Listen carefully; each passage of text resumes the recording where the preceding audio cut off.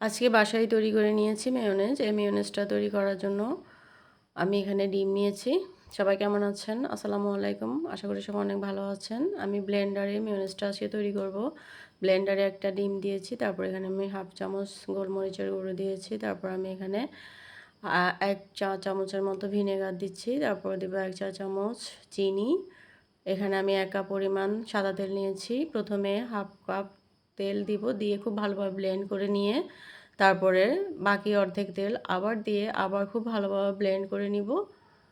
খুব ভালোভাবে ব্লেন্ড করার কারণে 1 মিনিটের মতো ব্লেন্ড করতে হবে, তাহলে আমার মেয়োনেজটা পুরোপুরি রেডি হয়ে যাবে। এখানে আমি স্বাদমতো একটু সামান্য লবণও দিয়েছি। দেওয়ার পরে আমি এটা ঢেকে দিয়েছি। ঢেকে দেওয়ার পরে আমি এটা খুব ভালোভাবে ব্লেন্ড করে নিব। এভাবে বাসায় মেয়োনেজ তৈরি করলে ঝটপট খুব অল্প সময়ে তৈরি করা যায়। আমার মেয়োনেজটা কিন্তু তৈরি হয়ে গিয়েছে খুব পারফেক্টলি ভাবে। সবাই অনেক ভালো থাকবেন। আল্লাহ হাফেজ।